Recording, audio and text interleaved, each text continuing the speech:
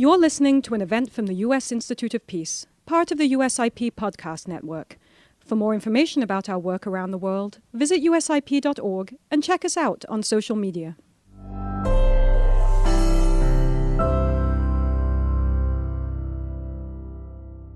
Good morning and welcome. My name is Lise Grande, and I'm the head of the United States Institute of Peace, which was established by the U.S. Congress in 1984 as a national, public, nonpartisan institution dedicated to helping prevent, mitigate, and resolve violent conflict abroad. We're very pleased to welcome everyone to the launch of a new, important USIP report that focuses on strategic stability in space. The report looks at the factors that are contributing to and driving this instability, and it also looks at the efforts of other countries, including our adversaries, to control, perhaps even dominate, the use of space, the types of technologies that can enter space, and the resources that are available in space. We have an exceptional group of panelists with us today, each of whom brings deep technical expertise and knowledge. And we're here to discuss what needs to be done to ensure stability in space in light of the factors that are discussed in the report. It's a privilege to welcome Dr. Scott Pace, the director of George Washington University's Space Policy Institute. To welcome Professor Bruce MacDonald from Johns Hopkins, who is one of the authors of the report with Dr. Carla Freeman and Allison McFarland. We're very pleased to welcome Dr. Lal from NASA, to welcome Dr. Nate Dailey from the MITRE Corporation, and Victoria Samson, the director of the Washington office of the Secure World Foundation. With his permission, I'd like to hand over to Dr. Scott Pace, who is going to be moderating this morning's conversation. Thank you, and welcome everyone. Glad you could be here on this beautiful day, and thank you to the U.S. Institute for Peace for making this great facility available for a discussion of a really, I think, important topic. As was said, I'm the director of the Space Policy Institute over at George Washington University, just a few blocks in that direction. So this is a great location. I was part of the scoping group, but I was, as others will quick to point out, that doesn't mean I'm responsible for everything in the report, but was certainly part of a broad range of people who were talked to and inputs were taken in thinking about this topic.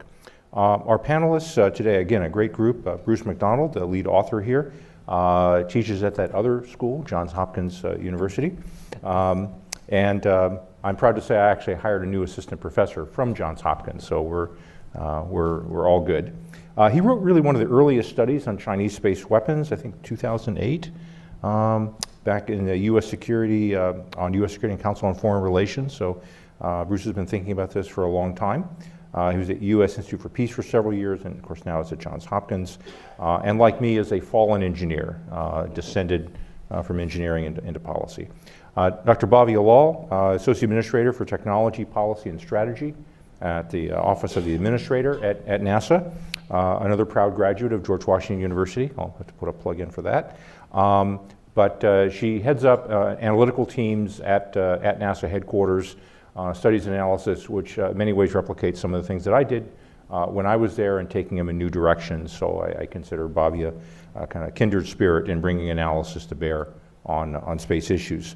Nat Dailey, Principal Architect, System Engineering at the MITRE Corporation. I would point out that the system engineering he's dealing with really cuts across all sectors.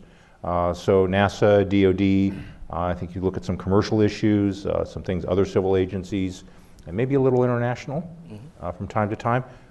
So in terms of overall, what the overall environment looks like in system engineering, MITRE Corporation has, of course, a great amount of technical depth on the subject. My friend Victoria Samson, the Washington office of Secure World Foundation, a group that NGO that certainly we've partnered with a long time, worked together on the definition of long-term sustainability of space activities and what the guidelines were. So we've crossed paths in the UN structure for many years, sometimes cooperating, sometimes competing with the Chinese and other countries, but again, I think a great partnership. And then finally, Carla Freeman, senior expert on China here at the U.S. Institute for Peace, also is one of the co-authors of the report with Bruce and Allison McFarland, also in the China program here at USIP.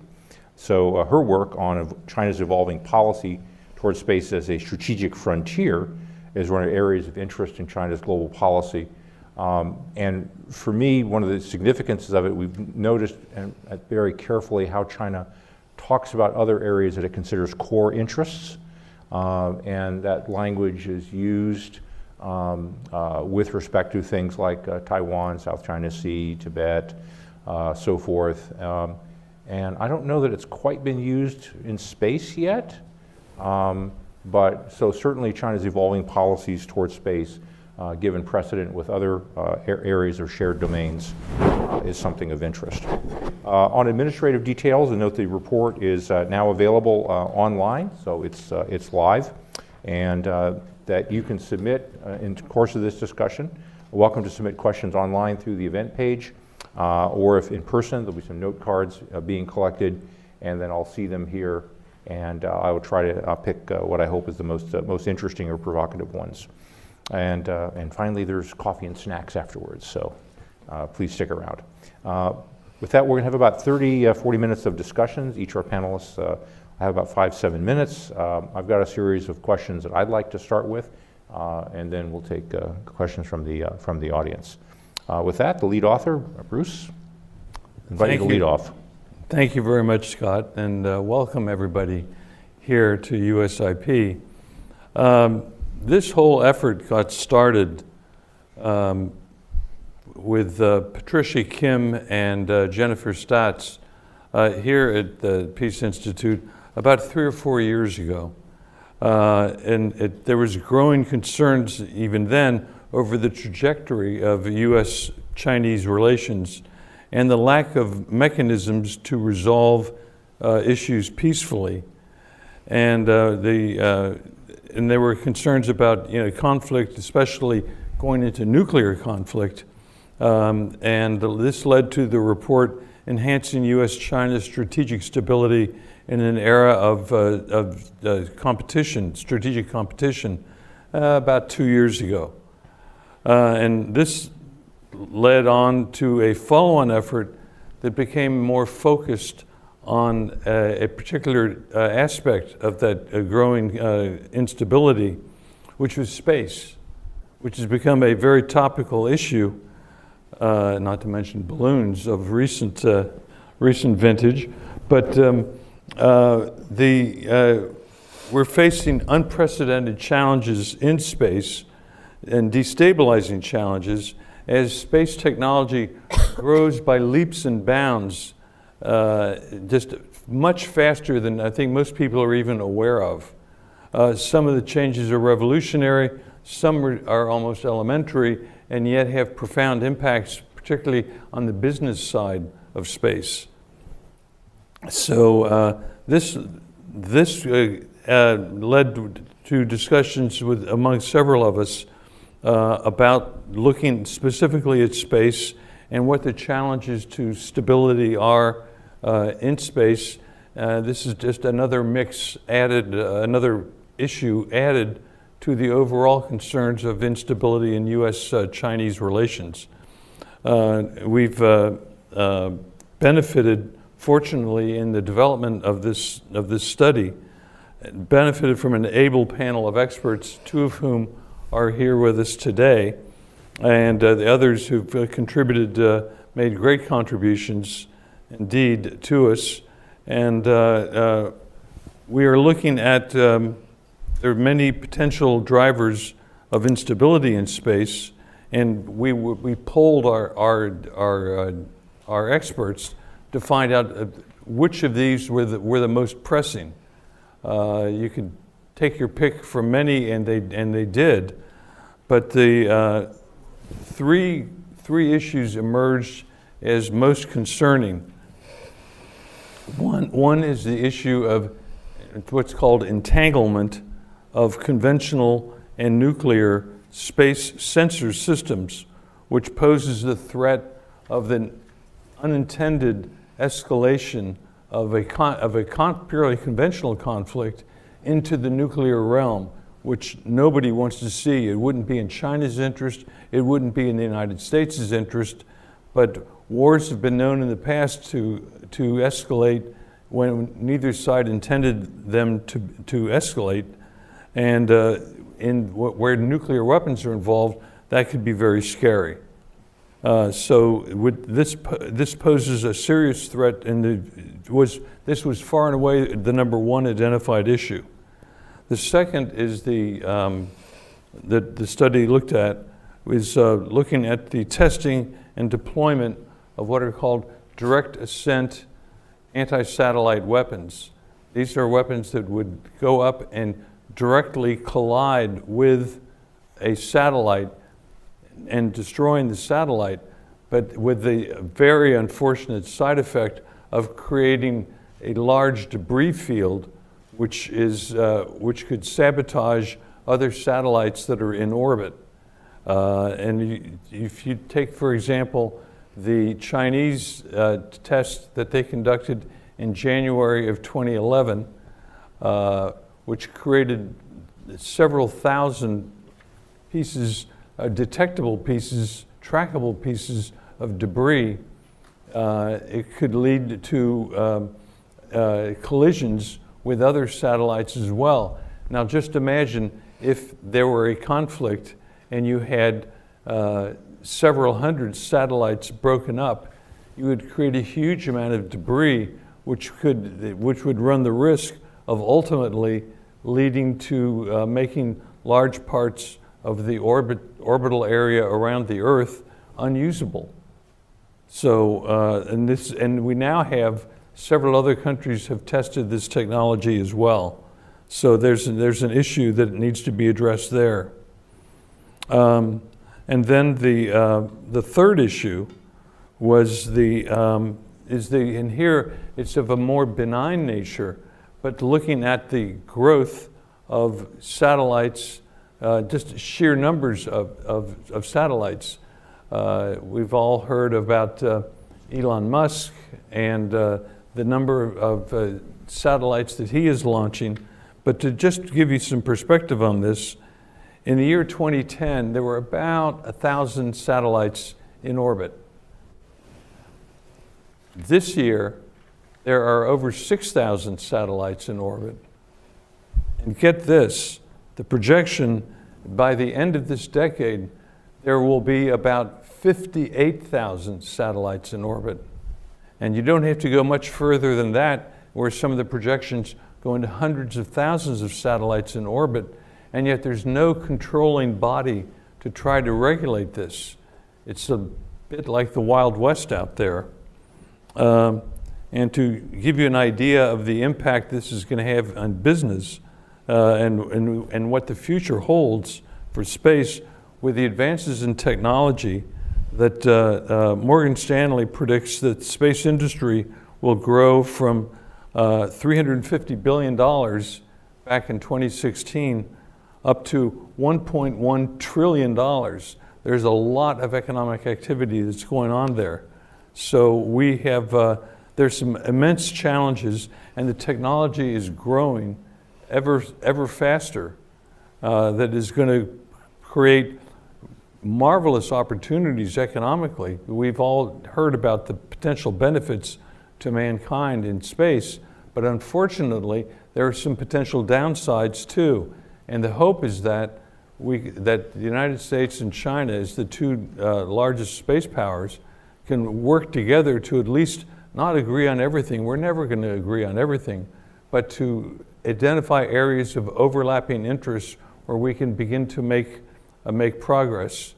And so we have in the report some conclusions and recommendations how to address these issues, most of which revolve around the United States and China to get talking again and to address these issues.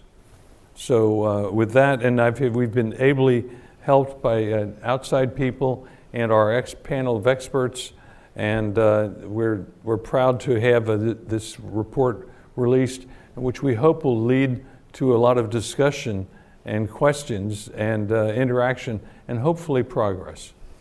Super. Thank you. Thank you. Bruce? Bhavya? Thanks, Bruce. Thanks, Scott. What Scott didn't say was he was also my dissertation advisor, so it's always interesting to share the stage with your dissertation advisor. So I'm going to hit on Bruce's second and third points about the number of objects and debris in space. And so if you think the sky is falling, hang on, let me, was I not audible before? Okay, I will look down. So if you think the sky is falling, you aren't entirely wrong. This January, a 2,500 kilograms NASA satellite retired in 2005 re-entered the atmosphere. Just months before, a Chinese rocket had an uncontrolled re-entry. And it isn't just re-entries that are problematic. In recent months, China has complained that a US satellite came too close to comfort to their space station. And there have been a number of close calls to the International Space Station as well. In 2022 alone, we had to conduct three collision avoidance maneuvers. Two of them were fragments from the Russian ASAT test, and the third was a fragment from a 2020 explosion of a Russian upper stage tank. So we absolutely have an evolving crisis on our hands. Analysis conducted by NASA's Orbital Debris Program Office shows that the number of objects in space is increasing at an exponential pace. It almost is sort of like a vertical line in the last many years. 2022 alone saw nearly 180 new launches. That's about 4 launches a week, and deploying more than 2,300 spacecraft into Earth orbit. And as of 2023, as I think Bruce mentioned, there's more than 7,000 working satellites in space. And again, the core point is working because there's many, many more defunct non-working satellites. And just the number of satellites, working satellites alone, that's 20 times those as in 1982. Low Earth orbit, the region of space below 2,000 kilometers, has the highest concentration of operational spacecraft as well as debris. But actually something has changed, and I think Bruce kind of hinted to that. So between 2000 and 2010, it was the Chinese ASAT test and the collision between a US satellite and a Russian satellite drove most of the increase. But since 2010, between 2010 to 2023, the proliferation of CubeSats and the deployment of large constellations of spacecraft were primarily responsible for the number of objects in below 700 kilometers. And the other thing that's important to note, because Bruce talked about the role of government, it's a private sector that's leading this transformation. Just 2 companies, SpaceX and OneWeb, have launched nearly 4,400 satellites between just the 2 of them. And these satellites are part of what we call mega constellations, which are basically a group of satellites working together as a team. And there's hundreds or thousands of individual satellites in this. And if you look at ITU filings, and again, Bruce hinted to that, the number of satellites to be launched in the coming years is staggering. Over 430,000 are planned. And obviously, we don't know how many actually end up being in orbit, but we do need to start to think about this. These satellites will need to avoid each other and other spacecraft, and they need to re-enter the atmosphere too, since that's the actual disposal plan for them. And it's hard to believe, but while there are guidelines on how to behave in space, there is no formal governance or what we call authorization or supervision as required by Article 6 of the Outer Space Treaty. And again, mega constellations are one part of the debris challenge. There's more than 47,000 objects bigger than 10 centimeters as of this year. And larger objects are just the tip of the iceberg. There's a million objects over, I think, a millimeter, and hundreds of millions, ranging from the size of dust particles to flecks of paint that are too small to be tracked. And actually, these are the debris that present the most near-term mission-ending risk to operational spacecraft. And given how heavily our economy and our society started to depend on these spacecraft, it is really important to make sure that they continue to stay operational. 22 was an eventful year, as I said earlier. We detected 4 on-orbit fragmentations, 1 Russian, 2 Japanese, 1 Chinese. Each of them generated hundreds of fragments large enough to be tracked, and of course many more too small to be tracked. And of course this task of tracking is getting harder. And of course, one major challenge is even if we manage our own satellites, our own private companies, and remove our own debris, it's not enough. We own less than half of the total number of objects in space. The rest belong to Russia. I think it's about 30%, China about 20%, and other countries. And by treaty, we cannot touch other countries' objects without their permission. Of course, this is a challenge, but it's also an opportunity. Space is a big, diverse, and innovative sector, and together we can come up with approaches that don't just involve technology, but regulatory, policy, and other kind of innovations. The White House and NASA are doing a lot of work in this area, and actually Scott started a lot of that, and we can talk about that later on. But I just want to end by saying that I spent 25 years in Boston before I came to DC. In Boston, we call the debris problem wicked hard. And to solve problems like this, we really need all hands on deck, and the hands had better also be Chinese. It's not a problem America can solve alone, so let's roll up our sleeves and get to work. Excellent. Okay, Matt, you're next. Thank you. Matt, are up. Thank you, Scott. I'd also like to point out that on my doctoral committee was Bruce. Oh, okay, well then. So I'm also sharing the stage with one of my committee members. And so thank you for the opportunity to contribute to the scoping committee early on in this research, and the opportunity to speak here today. What I'd like to do is take some of the passages that really struck me in this report and highlight these for the audience, and I have a few comments on those. The report quotes, an uncertain era in which domestic and international policymaking is hard-pressed to keep up with technological advances in the field. I would also add technology plus business plus economics and strategy. So strategy, business, and technology, that's the equation for enterprise architecture, and that's kind of my trade as an enterprise architect in the space community. So I'd say it's a little bit more, I'll talk to that a little bit more further on. The report says spacefaring powers and space stakeholders need to, quote, take urgent action to address the implications of this surge in space technology before major problems ensue in the economic and military dimensions of the space domain. Dialogue and cooperation among space powers to address these issues has never been more needed. I believe that the disciplines of research, development, technology, and engineering, systems engineering, and architecture can contribute to that dialogue and cooperation by underscoring its support with direct linkages between space situational awareness to policy and apparent behaviors. The report says, as two of the world's three most formidable space powers, the United States and China both have incentives and opportunities to promote this sort of communication and collaboration. I have a few quotes to highlight that later on, but I would add that, I'll get to that later on.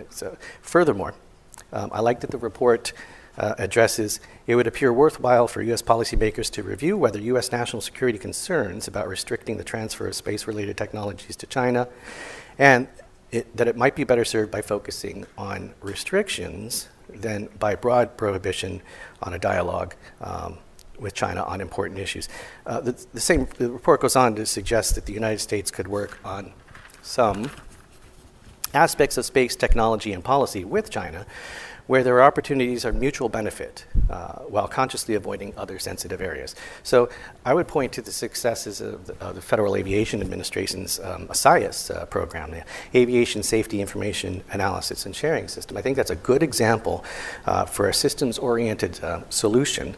It focuses on a minimum viable set of information that's agreed upon that can set and all the participants from the airline industry have agreed to that minimum viable set because it mitigates risk of spilling proprietary information that would give a competitor any advantage. So it's important to kind of focus on a minimum viable information set that might focus on something like a space ASIAS or space flight safety.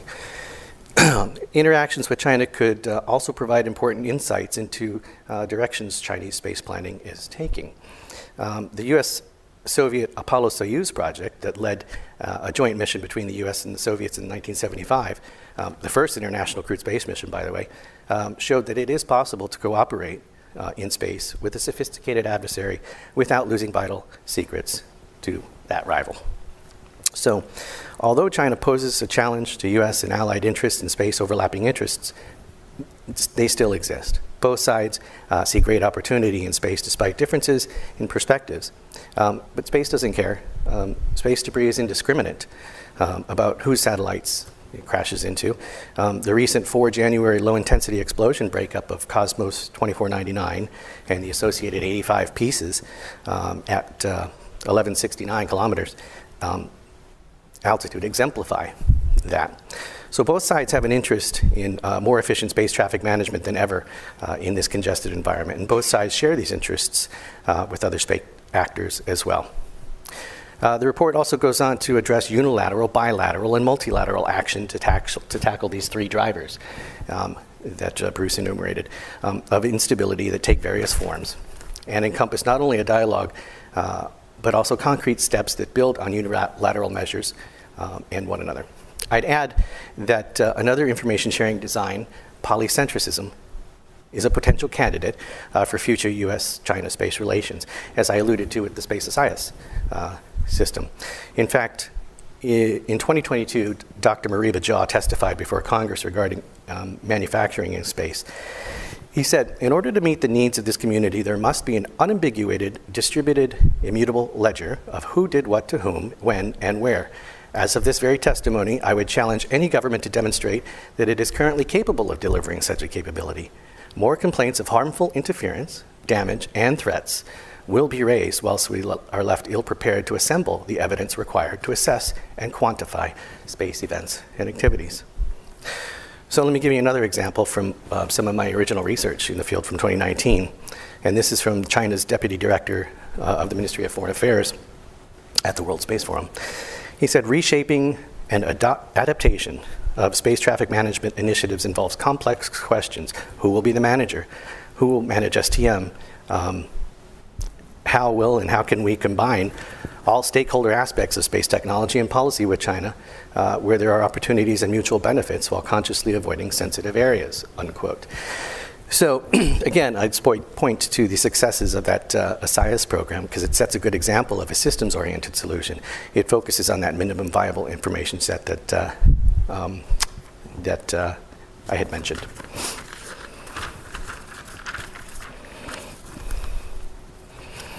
All right, so I'd argue that both sides recognize the value of purposely engineered systems for coupling information shared systems that promote international transparency and confidence building measures.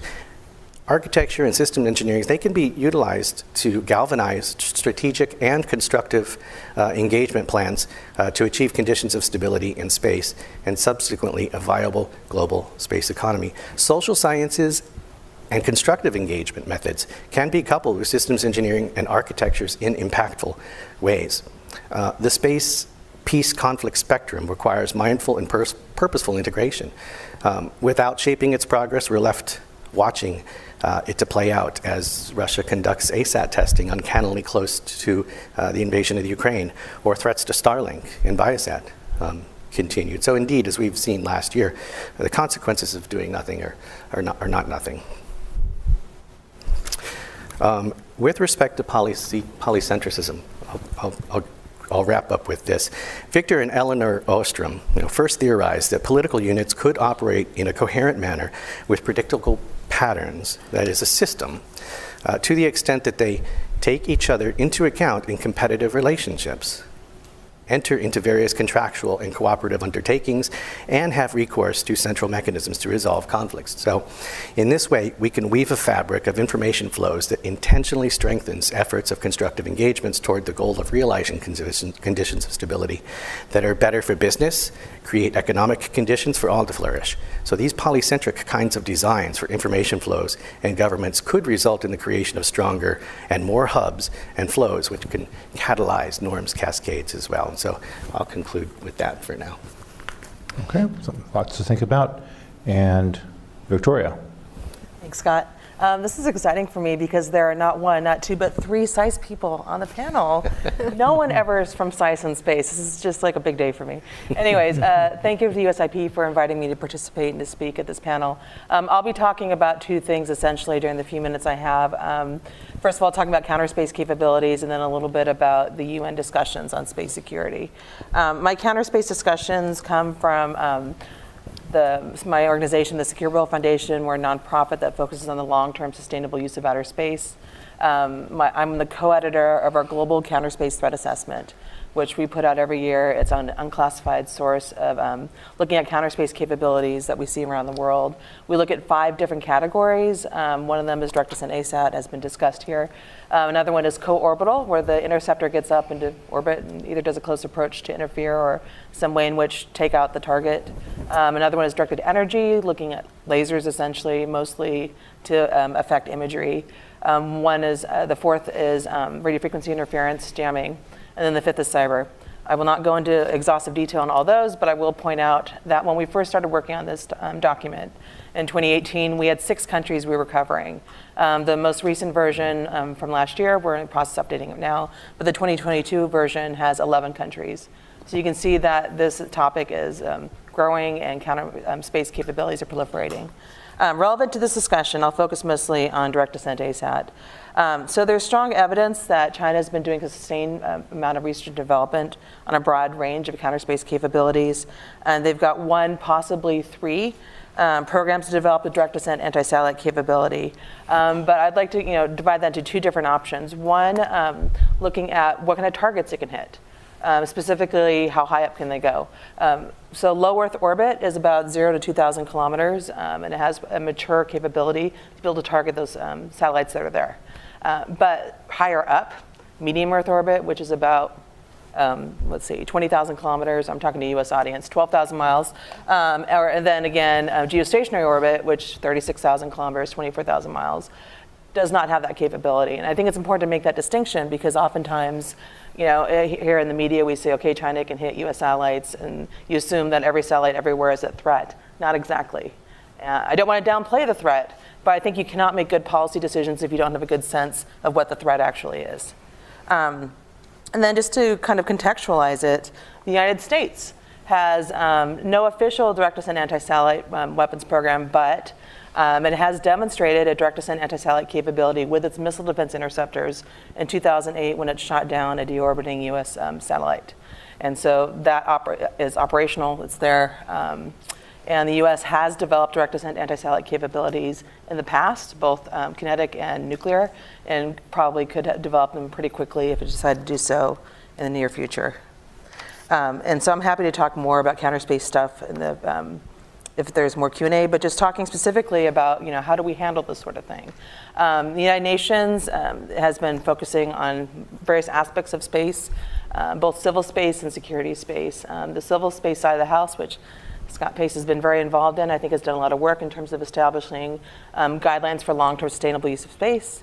The security side of the house of the UN has been stopped, and this is not just a space thing. It's been a non-proliferation thing where they haven't been able to agree on the agenda to discuss, much less move ahead in discussions. And having followed these discussions for over a decade plus, the part of the problem is that there's a disconnect in terms of how the major players identify what the threat is for space. The U.S. and its allies looks at it more of a congestion test, an almost environmental issue, where behavioral aspects are concerned, bad behavior on orbit. Whereas Russia and China and their allies tend to focus more on, they're worried about a specifically designed weapon being placed into space and targeting from space to ground, essentially space-based missile defense interceptors. And then, so that's one disconnect. And the other disconnect is, how do you handle this? Do you do a treaty, which frankly, there has not been a real treaty on space in 4+ decades, so probably not, at least not right now. Or do you do a non-binding norms approach? And that's kind of where the UN has gone to at this point. They're entering year 2 of a 2-year program called an open-ended working group, which is a very UN designation. But basically, it's the idea that it's open to any UN member that wants to participate in discussion on space threats. And it's meant to be inclusive, so civil society is allowed to participate in terms of being there to watch. So I was actually just, they had the 3rd meeting out of 4 last week in Geneva. I was there, just kind of civil society observational category. And so it's been interesting because they're trying to define what the major threats are to space security and stability, and how do you identify responsible behavior in space. And so, obviously there's not 100% agreement, and we can go into where probably some of the problems are later. But I will point out, one of the things that's coming up is a lot of countries are identifying things like deliberately creating debris on orbit as something that's irresponsible. That is to say, through deliberately having destructive direct descent anti-satellite missile tests. And this builds on to a unilateral commitment the United States made. Actually, we're coming up on a year anniversary. It was April of 2022, where the U.S. made the commitment not to conduct destructive anti-satellite missile tests. It has since been joined into that commitment by 9 countries. So there's 10 countries total, and I think there's going to be a few more coming on soon. But also there's a UN General Assembly resolution in December where 155 countries voted in support of this type of commitment. And so you can see, okay, we're seeing this sort of norm evolving, or this idea of responsible behavior evolving. And there are some people who would look at this issue and say, well, if it's really that important and scary, why don't we have a treaty? Well, treaties don't just jump out whole cloth. You have to have discussions, and then you look at the Outer Space Treaty. There are discussions, and the UN General Assembly resolutions, and then eventually an Outer Space Treaty. So I think just because it doesn't solve every problem doesn't mean it can't be helpful in solving this problem. The problem is, of course, as Bhavya brought out, the idea of debris. I mean, the debris that's created from these anti-satellite tests, it's agnostic. It does not care if you are an ally of the person who created it. If you are in its way, you'll be affected by it. And as of right now, we don't have any way in which to take out debris that's created. There are a lot of companies working on that, and I hope that'll happen soon. But for right now, what's up there, we're stuck with. And so the idea is you don't want to deliberately create more. So hopefully this direct descent anti-satellite test moratorium will continue and be expanded upon. I look forward to discussing more during the panel. Thank you. An analogy somebody once gave me was that, being in a pool, if somebody pees in the pool, you can't really be safe. That is very accurate, yes. Carla? Well, I guess it's good afternoon now, and thanks so much as the USIP China team representative on the panel and a co-author on the report. It's really my honor to join such an esteemed group of experts today, and all of you in the audience. I also want to mention that if we had been able to squeeze another chair on this podium, on this stage, the third author on the report, Allie McFarland, would be joining me here and making remarks. And I see our publications team way up there, and I want to thank them for their hard work on this report, which is now live on the website and will be in hard copy, I think, quite soon.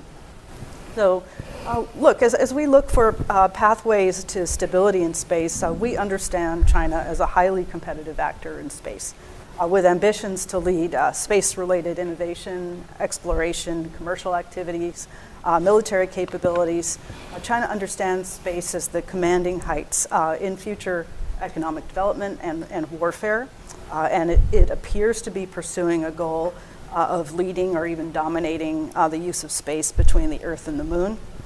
It's been ratcheting up milestone after milestone in space, suggesting that that goal may be achievable. At least it looks that way. It's not just headlines like the completion of the Beidou satellite network or the landing of the placement of the U-2 Jade Rabbit rover on the far side of the Moon, or its Tiangong space station, or plans for these Guowang mega constellations, but also its expansion of a range of national security and counterspace programs that some fellow panelists study closely. Let me just add a couple of points to the discussion already laid out by these experts here. With the space environment a global commons beyond the sovereign control of any state and accessible to all. The growing congestion in space as more and more players enter space, as has been described, along with intensifying great power competition and particularly US-China strategic rivalry, and then all of China's ambitions, its civilian, its military capabilities, and all of these activities in space, all of these elevate the risk of a tragedy of the commons situation.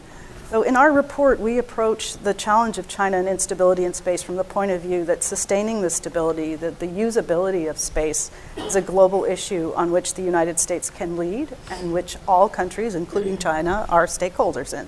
The fact is that space debris, as Nate said, is indiscriminate in what it strikes. It doesn't know what country's assets it's hitting.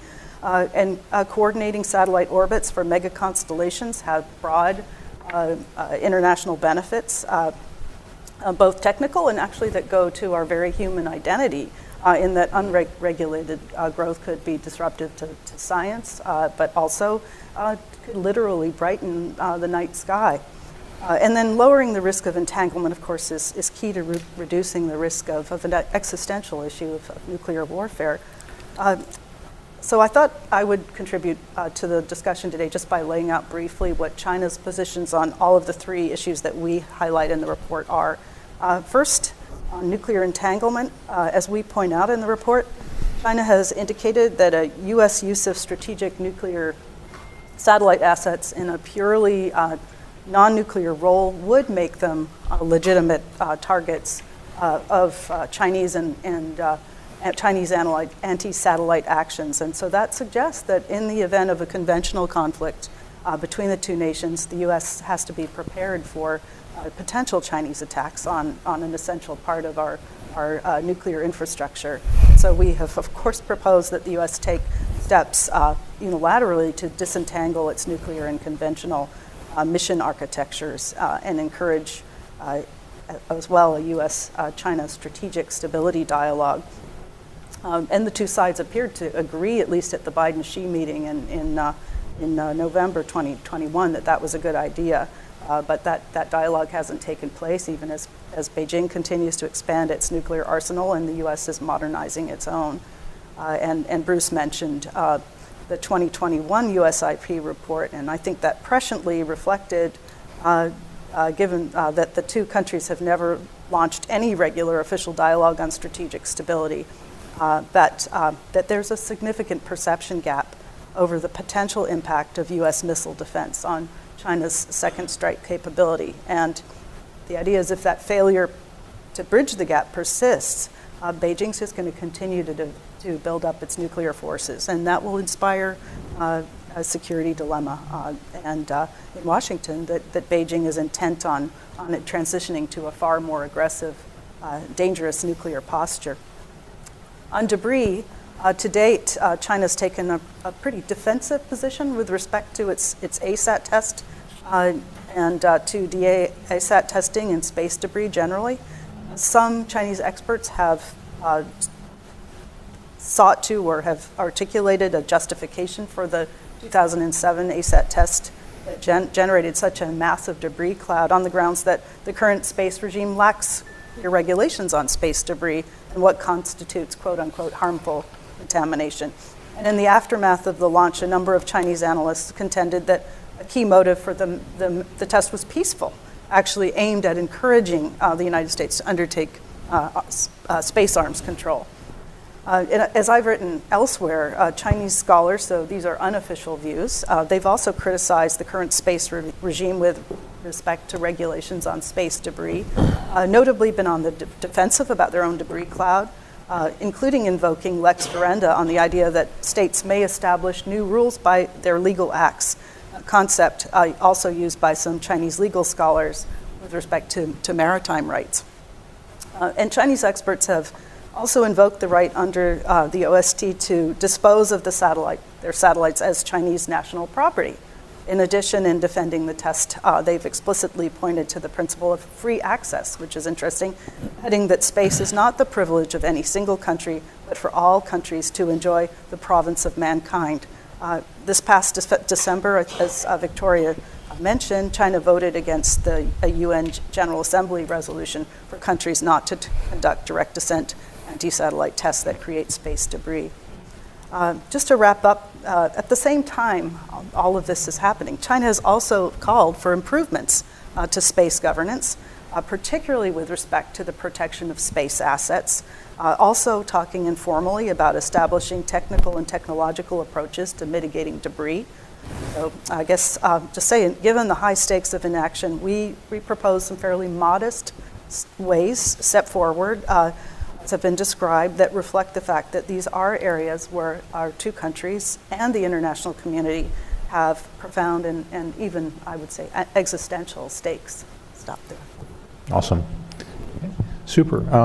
I noticed on the agenda I was given a little time to sort of reply and rebut, but really this is about the panelists, but if I might take moderator privilege to just to have a few comments. So one of the things that maybe not a statement, really a question is, sort of what do we mean by instability? Because of course there's all kinds of instability: nuclear escalation stability, sort of crisis stability. First mover advantage, some things done by Rand, I think, on what my first mover advantage might be. Does it mean that we're concerned about a lack of resilience, that we don't have enough stability, and therefore somebody might get a benefit from an attack?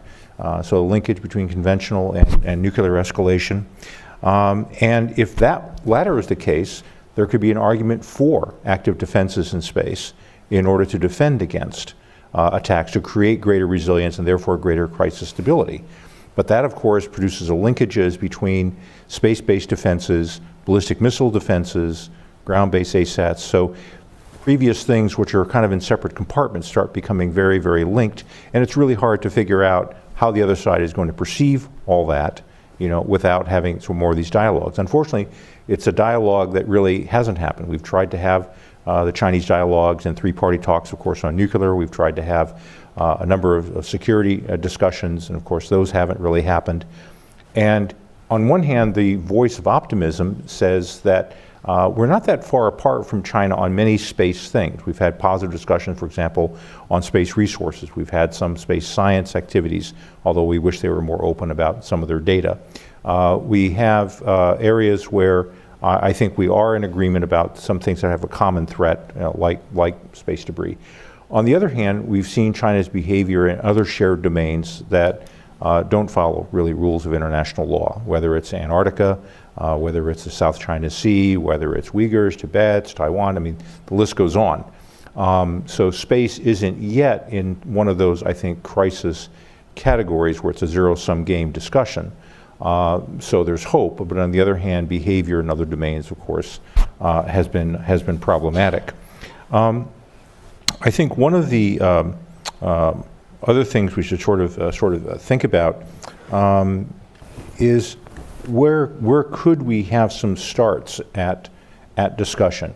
To some extent, it's important to realize that space cooperation follows political events. It doesn't precede them. Mm-hmm. So as I mentioned, Apollo-Soyuz test project was done out of a détente decision between the Soviet Union and the United States coming out of a summit meeting with Nixon and Brezhnev. And it followed after that. We didn't have space cooperation first, and then we decided we're going to have détente. So the political conditions, I think, have to be there. So we can't have space cooperation get too far out ahead of where the political realities are. Nonetheless, I think there are things that we could do. Open exchange of scientific data, exchange of biomedical data, for example, lunar sample exchanges. You can imagine a number of things that could be done that the political freight could bear.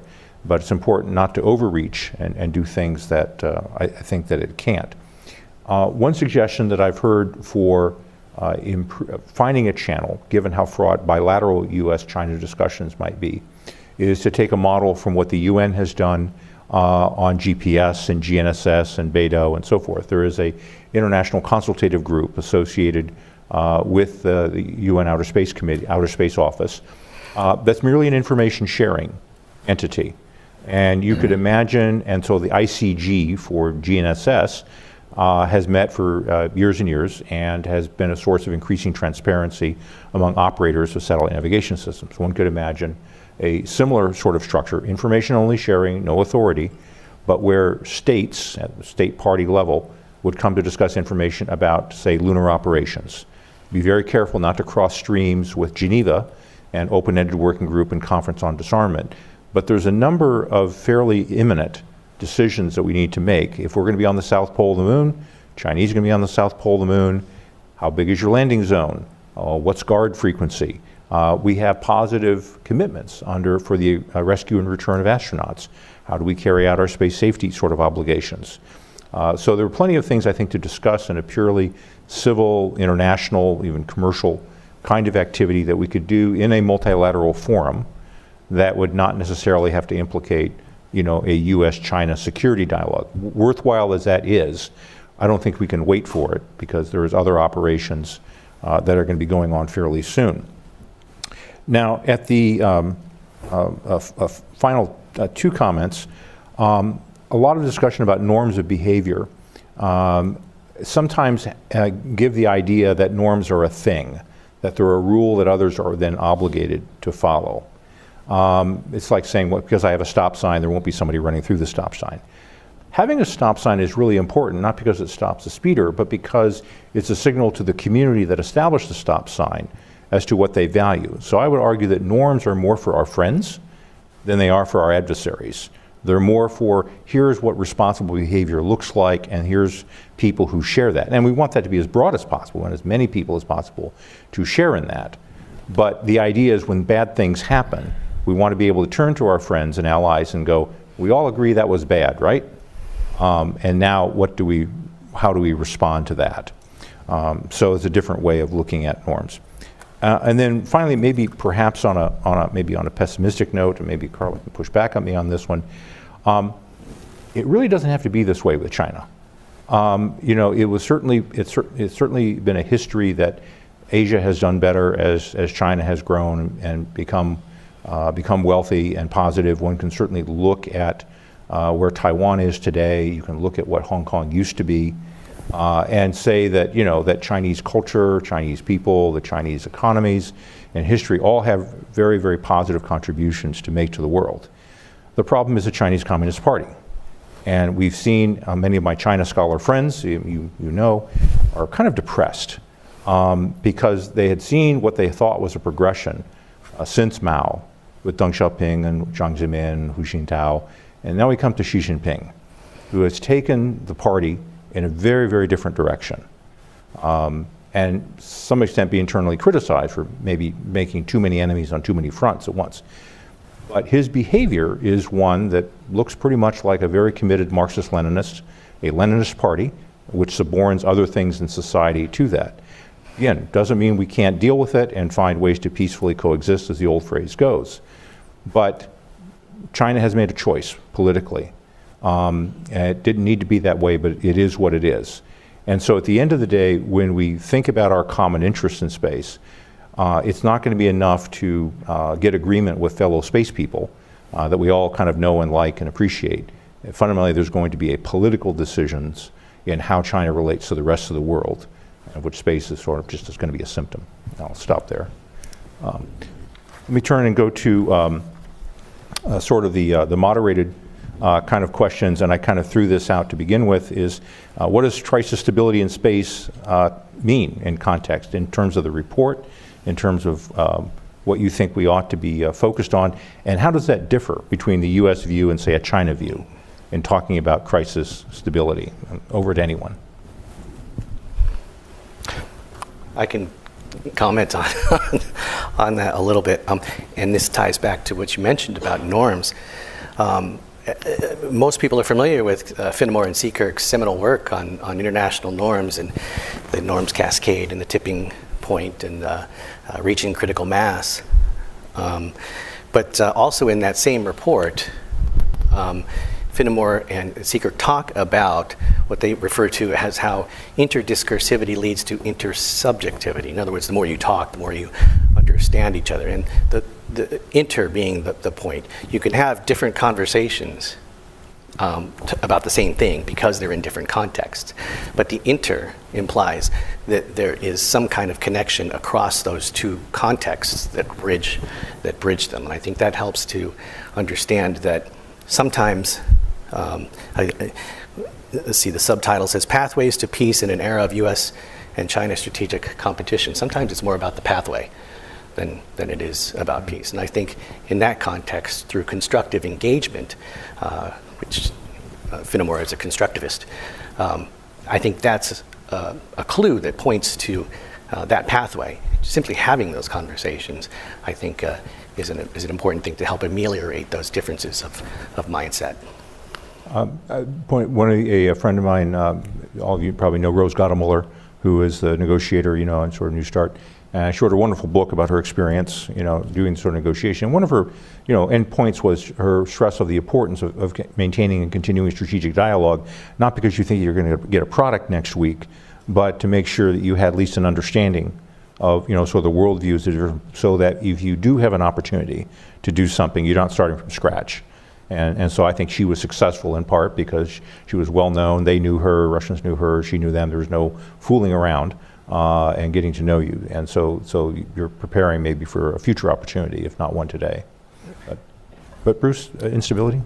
Yeah, I think of instability in a classic, almost physics sort of way, and I don't, for those who are not physicists in the audience, I don't want you to be turned off by that.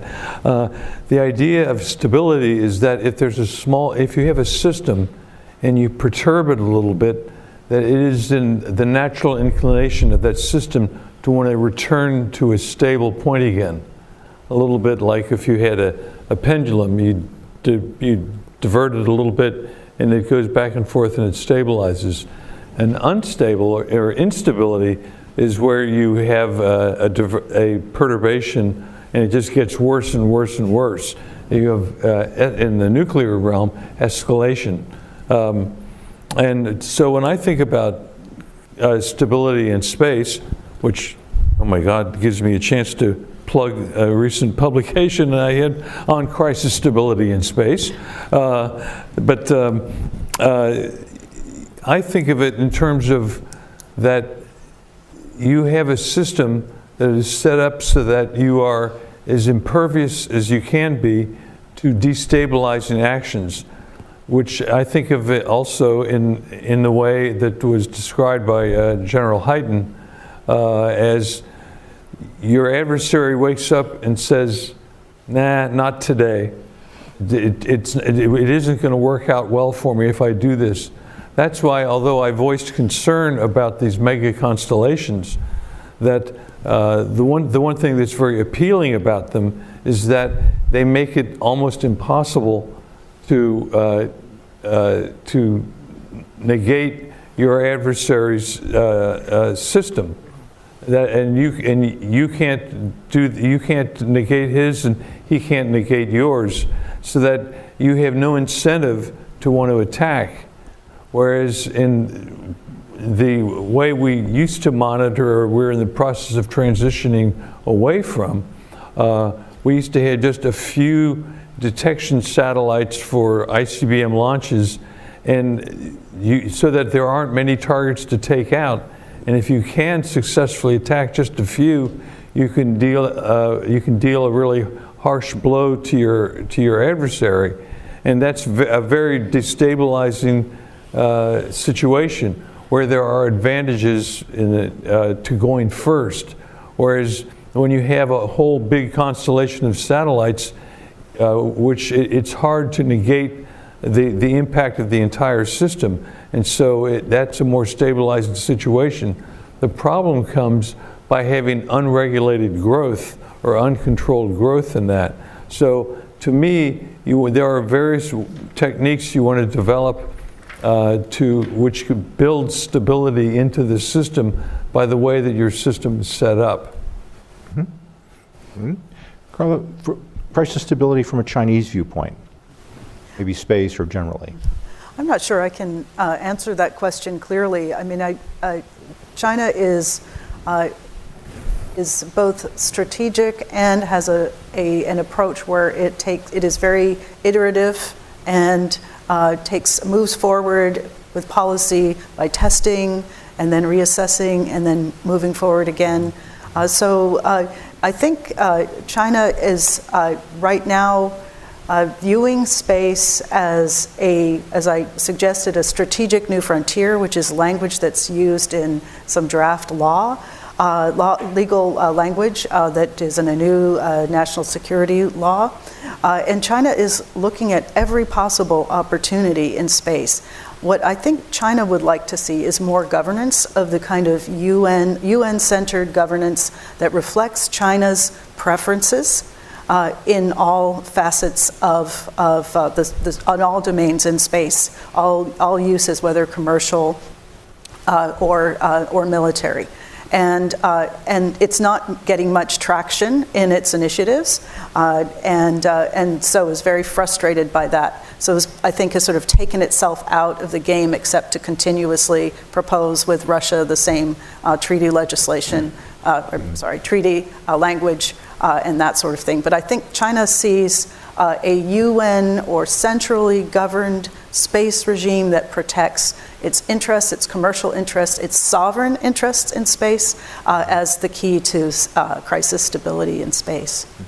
It's interesting because in other sort of domains beyond Earth, including the oceans, but also thinking about cyberspace and thinking about space, the tendency internationally seems to be more toward multi-stakeholder kind of analysis. And the Russian and Chinese tendency to say that only state parties are really legitimate actors and everybody else is there by sufferance, is really not the way that certainly the internet develops, certainly not the way space is developing in many other areas. So I hear that Chinese position, just as I hear the Russian position that only state actors were legitimate actors, which is why we got Article 6 at the end of the day, and how they're going to adapt to that, reality when there is more than that.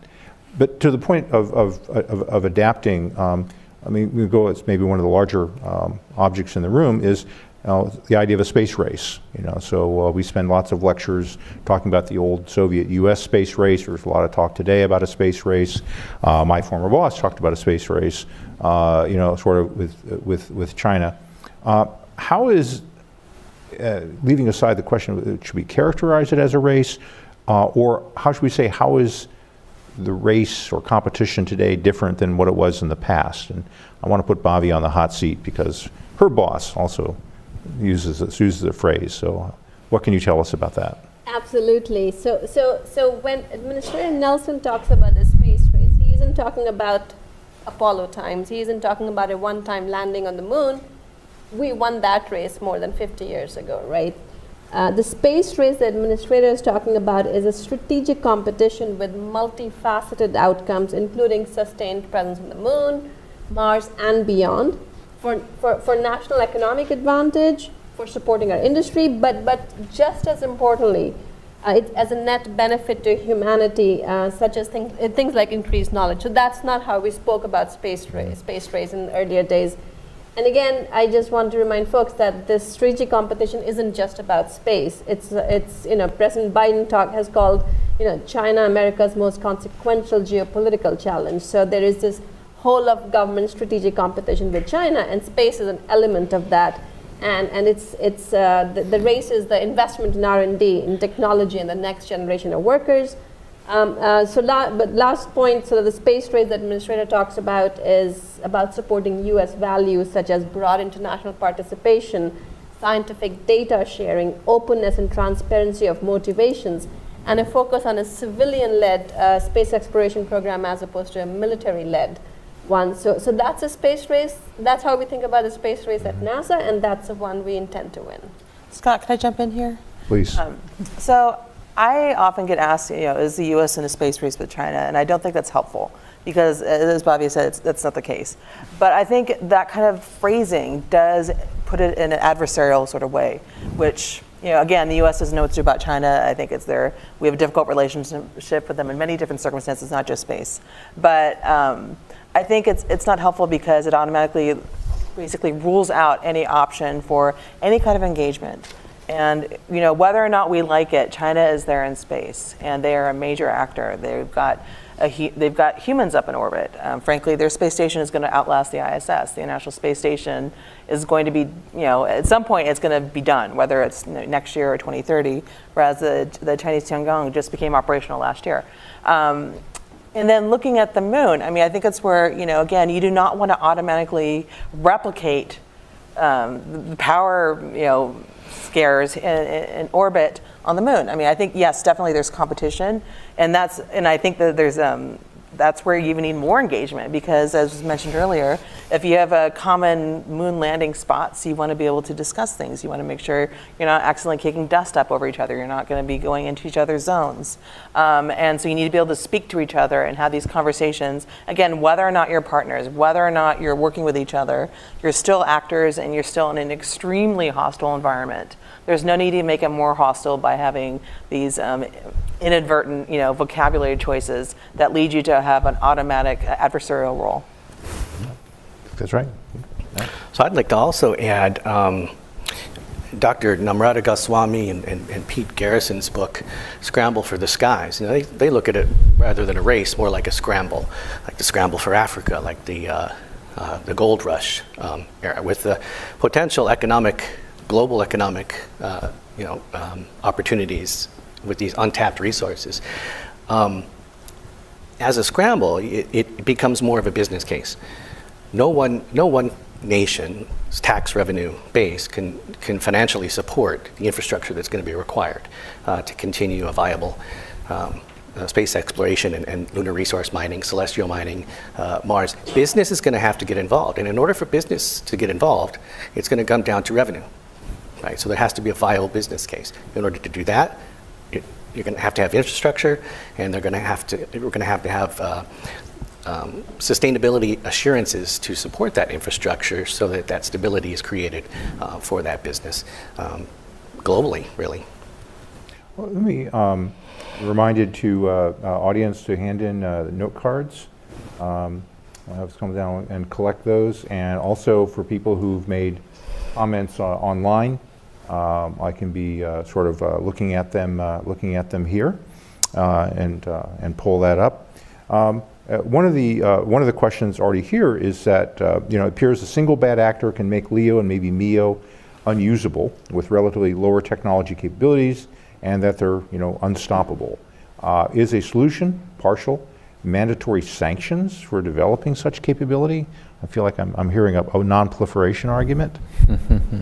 How far do we go? I can take first crack at that. I mean, the Outer Space Treaty allows for countries to have access to space for peaceful use. And that's the issue, is that you cannot say, most technology, you cannot say definitively, this is meant for peace, this is meant for war when it comes to space. A lot of it's just dual purpose. It depends on what you do with it, it's your intention. And so that's the problem we run into when the international community talks about like non-proliferation issues. For space is that you can't we do in other things. For example, if you don't want countries to have nuclear weapons, what do? You prevent them from having fissile material. But you can't do that with space because so much of the technology just depends on what you want to do with it. It depends on your intentions. And so that is not a helpful way of looking at it. What is helpful is having the idea of establishing, okay, what is considered responsible behavior? What is considered a norm? So you can call out bad actors, so you can point fingers and say, okay, you actually did a bad thing, as opposed to just saying, well, you don't like my country, so you're going to criticize anything I do. And it's not going to solve every issue, but I think it's going to help really establish the practices that make space more stable and predictable over the long term, which is really important. I think that's right. I would say that keying off the question about a race, one of the other reasons why today is not a race in the same way that it might have been in the past, not only is there not a fixed end line and so forth, and it's just two parties, but the competition in the 60s was about, look how cool I am, I can do something nobody else can, don't you want to hang out with me? And so it was in the context of decolonialization, had new independent states that were coming into the UN, bidding for hearts and minds and all that. So today, with space much more accessible to people, both commercially and many more countries participating in it, leadership is very different. It's not, look how cool I am, it's like, look at all the people who want to work with me. And so it has much more, I think, of an inherently cooperative end to it. And I would submit that Russian and Chinese behavior so far has actually been counterproductive to their own interests, because people are more reluctant to work with them. Yes, they're important, yes, and we should be thinking about how to engage or deal with. But I think for a lot of developing countries, they're looking at where are our opportunities and who's going to protect our interests with infrastructure. We're against conflict in space, not just because we don't like conflict, but because we don't want to risk the infrastructure that we're all dependent on. So I think in this competition, there's a lot more areas of common interest that we have for. And a really good example of that, Scott, is the number of countries that have signed on to Artemis Accords and the number that we think are going to be signing in the near future. And the Chinese are welcome to sign at any time. Absolutely. And China not a joke. And China has not won over as many hearts and minds as we have. If there is a race for hearts and minds, the United States is doing, as you're pointing out, Scott, a whole lot better than Russia and China are. And it's one thing, mentioning the vote in the United Nations about the direct descent ASAT testing ban. If it were a close vote, that might say something, but the vote was 155 to 9 it sounds like a cricket score or something. I mean, you don't very often see votes that are that lopsided. And if I were China, it would be making me say, maybe I need to take a second look at my approach, because you're not doing very well. And the hearts and minds issue in space, the United States appears to have a big lead. Yeah, and I would say it's not as if this has to be a zero-sum game. If the International Lunar Facility that the Chinese and Russians, want to do comes together, I think it's reasonable to ask, well, by what principles do you govern? Are you committed to international law? Are you committed to safe and sustainable operations and so forth? And if they did something even semi-reasonable, I think you could argue for cross-recognition. You guys recognize what we're doing with Artemis. We'll recognize what you're doing there. We'll have some multilateral channels to discuss operational issues for safe and responsible operations. Mm-hmm. And I think the area to be hopeful, and again, it could always go bad, but in comparison to, say, the South China Sea. So I've had friends who, in dialogue with the PLA Navy, talking about safe and responsible operations, and frankly, they were told, you, American, want this because you want to feel safe out here. You don't belong here, you should go home. Pretty much cuts the conversation off. That's not the case in space. That's not the case in operations, on the moon. So we don't necessarily, we're not doomed to take what happens on Earth in space, but we should be paying attention to the political leadership, their behavior in other areas. All of that is relevant, but it's not fate that it has to be like that. Sorry, editorial, but. Scott, if I could just, one point I'd like to make for the Artemis Accords, there's actually one country that has signed the Artemis Accords and also signed in to participate in the Russia-China International Lunar Research Station, that's the United Arab Emirates. So I think it's really interesting to see, those are not necessarily competitive. Maybe they're complementary, who knows? The International Lunar Research Station is a MOU that Russia and China signed a couple years ago prior to Russia's invasion of Ukraine, and since then China has kind of quietly stepped back on it, so it's hard to say. But it's possible that they could work together. And the other point I'd like to make as well is I think oftentimes in the United States we tend to say that Russia and China, boom, same team, same thoughts, they're not. They have different interests, they have different investments. Frankly, Russia has proven definitely they're willing to be a pariah state internationally. They have no commercial space system. Their civil space program is in tatters. They do not have a way in which to build their own space station as much as they say they're going to do one to replace National Space Station. And no countries really want to work with them. You saw how many countries pulled out over the past year in terms of working with ESA on Mars program and things like that. Whereas China has been able to effectively use their space program as a soft power outreach in terms of launching other countries' satellites and getting more countries on board for their cooperation. So I think it's important to make the distinction that one does not necessarily have the same ends and goals as the other, because again, China has a commercial space program sector that's really burgeoning. It's surprising, it really is. So I think it's important to really look at them separately to figure out what their interests are and what their goals are, because that's the only way you can make good policy, is having a clear-eyed look at the situation as it exists, not as would help from a political circumstance. We have a question here, interesting. It says the Biden administration talks about the importance of allies in U.S.-China competition. So what role can allies play in space, and who are the key allies, given their space capabilities? This is not just about the U.S. and China, it's really the rest of the world, as we've been sort of talking to, but can we drill that down a little deeper? Who's the most important ally, if you want to make somebody unhappy? What should be priorities for allies? And I would argue that, if I may, that I think our most important ally is the European Union. It is so that as a grouping, there is so much expertise there. The small satellite revolution got started by was it Surrey in England. Now they can't say given Brexit what we could say there, but anyway, the nice thing is you don't have to pick among your friends. We're all working together, and we get a lot of benefit. There's a lot of cross-fertilization, these conferences and so forth.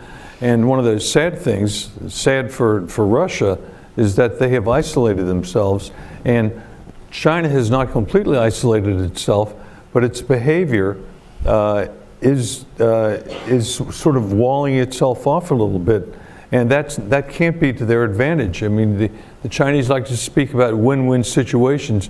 We don't have to agree on everything, but there are areas in space, common interests that we have where we can make progress, it seems to me, and that maybe that can form a basis to try to reach out a little bit more.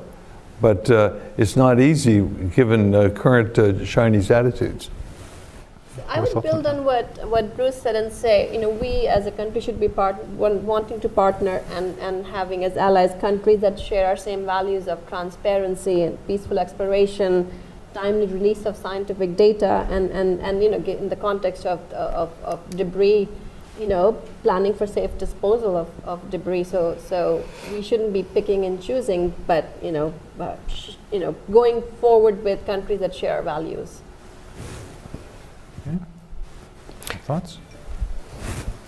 I was just going to say, I think Japan has been an important partner in space for the United States, and values very much align with, to my little limited understanding, but I think even in Asia, Japan's role in space cooperation has been very important, and I think the U.S. has benefited from that. I guess it depends on what your allies are for. Are you talking for civil space? I mean, I would say obviously it's the International Space Station, which is two sides, the Russian side and then the U.S. side, as the U.S., Japan, European Union, and Canada, let's not forget them. They built the arm, they're very proud of it.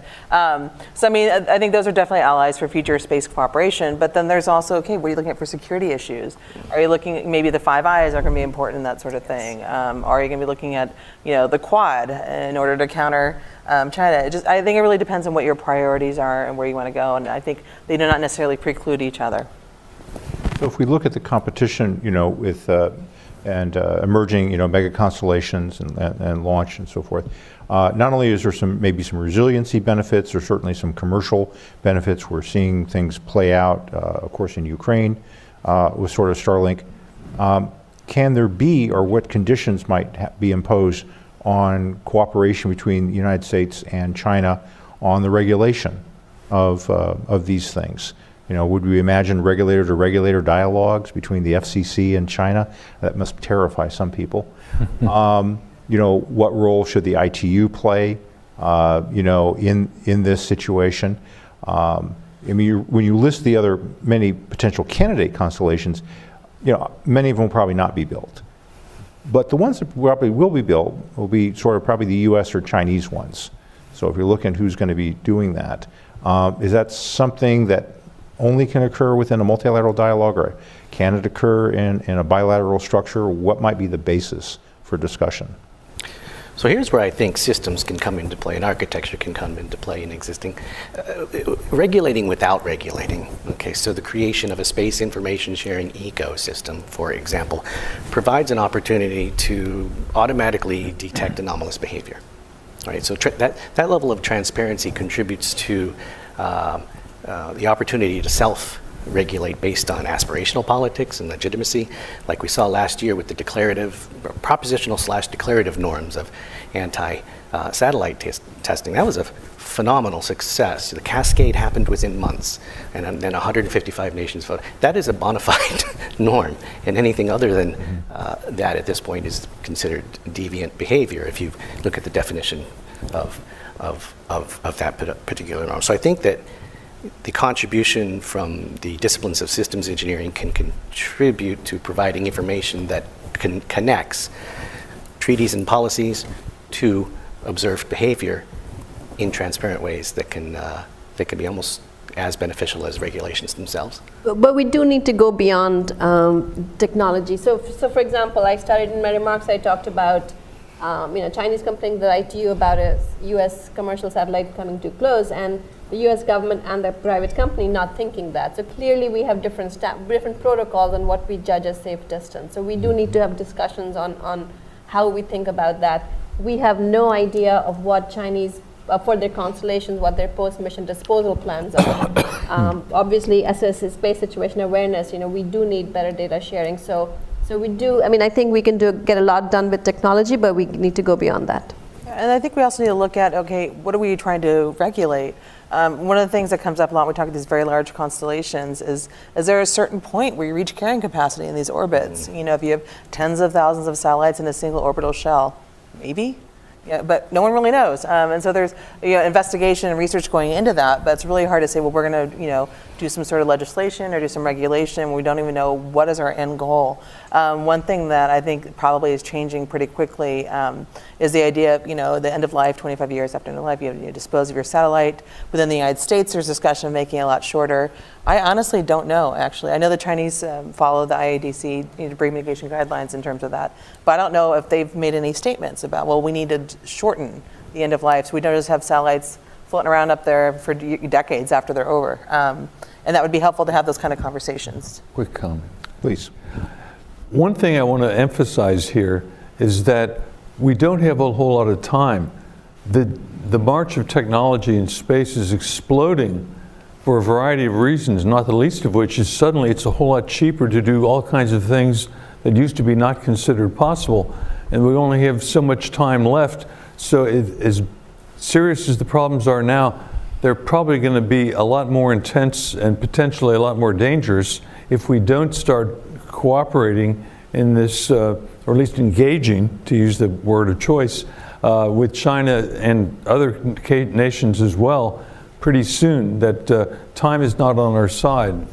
We may be overtaken by events. So when people talk about conflict, in space, sometimes there's a tendency, particularly among space people, to look at it in isolation, satellite to satellite, ASAT and whatever. But the reality is these things are all in some larger political context. Somebody is shooting at a satellite not because they don't like a satellite, but because it's doing something they don't like or they feel threatening. There's some other political or military context for it. And of course, the one that's most here is the issue of Taiwan and what might go on and what role space might play. And people are looking at lessons learned from the Ukraine situation and other lessons learned for Taiwan. How important is sort of space security relative to sort of the Taiwan scenario? Is it a sideshow? Is it a nice to have?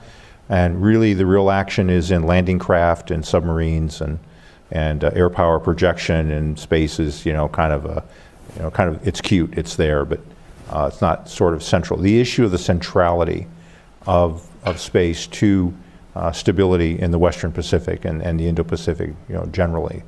How would you characterize that? Let me share this a little bit about what I know about this. Is of course the Taiwan issue is the core issue for China, and having watched the U.S. use its space-based assets to fight effectively in the Gulf War, that really shifted China's military approach to focus on winning now in informatized local wars under informatized conditions, and that local wars, I presume, really refers principally to Taiwan. So the development of the capabilities to use space assets to fight and win a war in Taiwan has been a key focus of the Chinese PLA for decades now.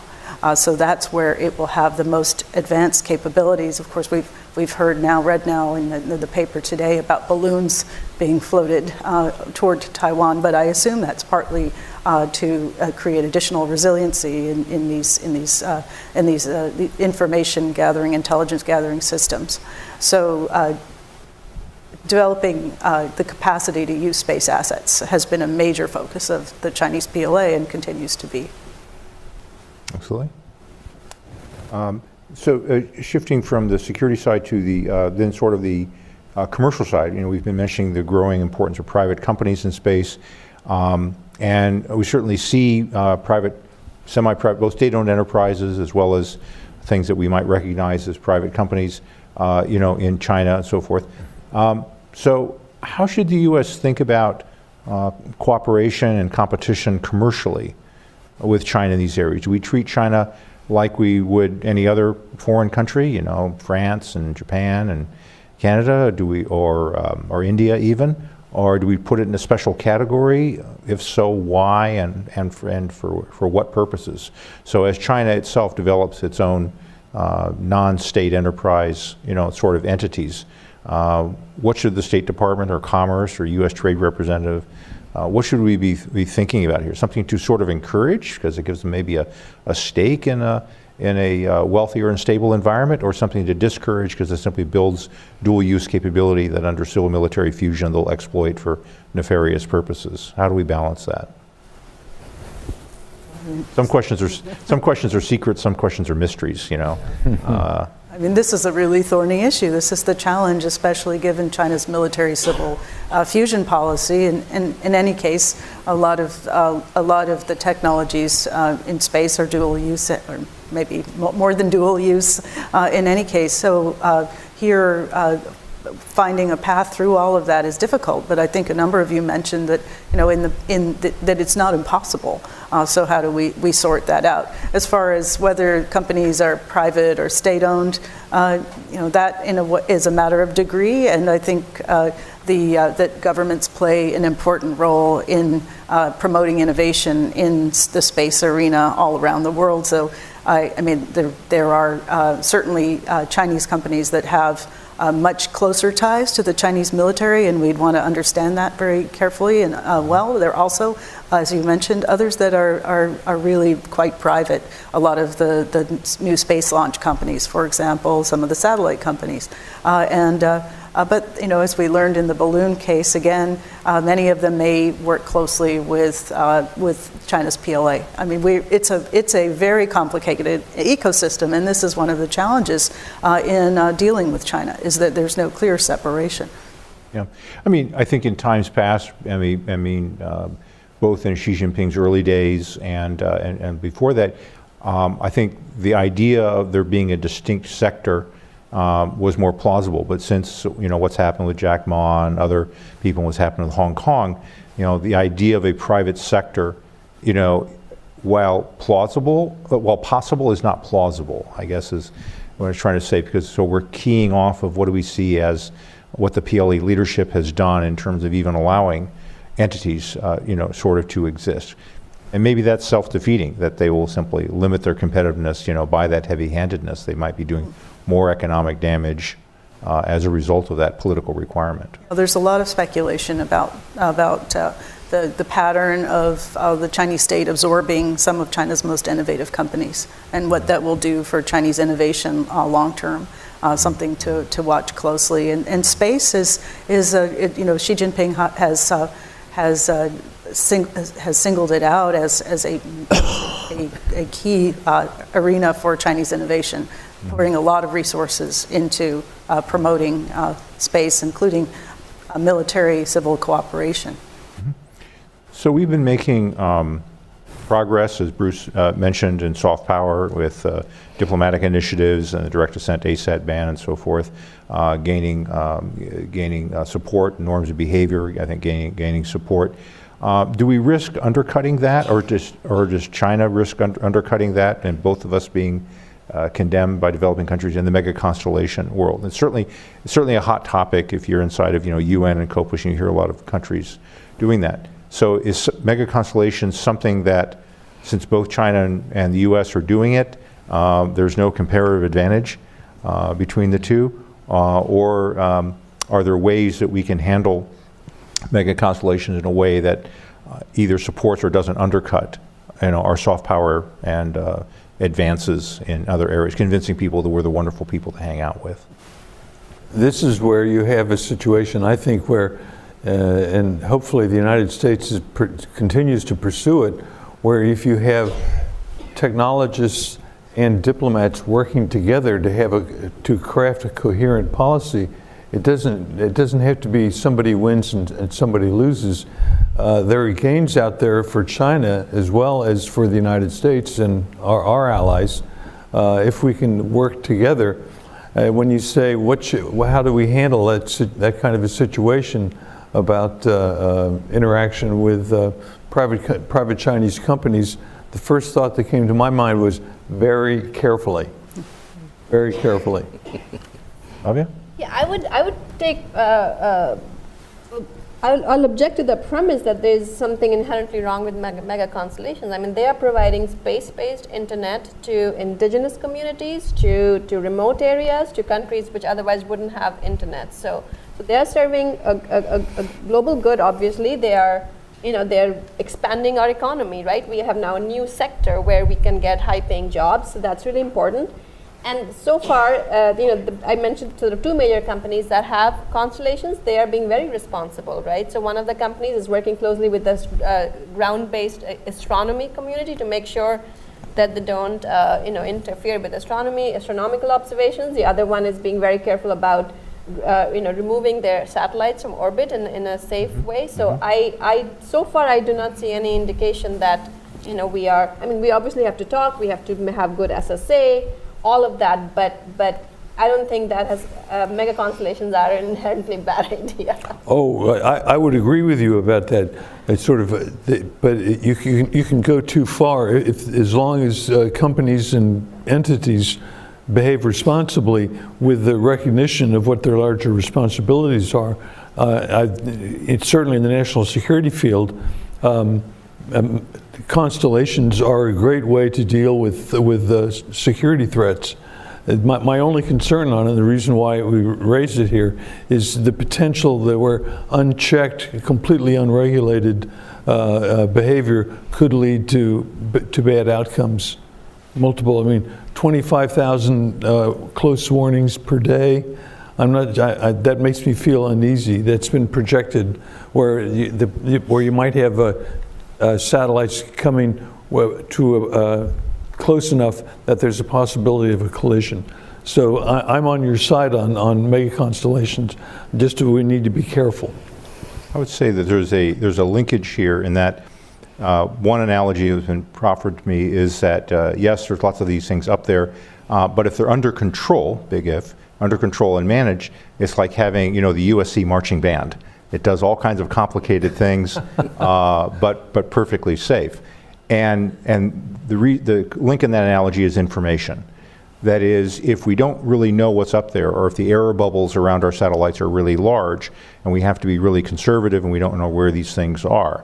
So the issue of carrying capacity is in turn linked to the issue of, well, how much information do you have? If you have very little information about the space environment, if your SSA is really bad, you don't have access and whatever, then your carrying capacity is probably going to be pretty low because you don't know where things are and what risks you're running. If your information is very high resolution, broadly available, trusted, things are under control, your carrying capacity may be gigantic. And so again, there's this sort of linkage. It's not merely the matter of do I have rules and somebody in charge, it's what information do those people have and what decisions can people make based upon trusting that information. I've got to remember that analogy of mega constellations in the USC marching band. Not Stanford. That's USC. wonderful. That's wonderful. That again underlines the importance of engaging between the U.S. and China to be able to get that information, so you can have that ability to make informed decisions and try and make good policies. Again, whether or not you like China, they are there, and the U.S. has got to figure out a way in which to engage with them in order to ensure sustainable use of outer space. Very good. And I think with that, we're a little over past the hour. I need to conclude the session, but I'm here to remind the audience you're welcome to join us for coffee and further conversation. And I thank you for all being here today and taking part in this discussion, and thanks for some of the really great questions. Thank you. Thank you for listening to this event. If you'd like to listen to more events or explore our other podcasts, visit usip.org/podcasts.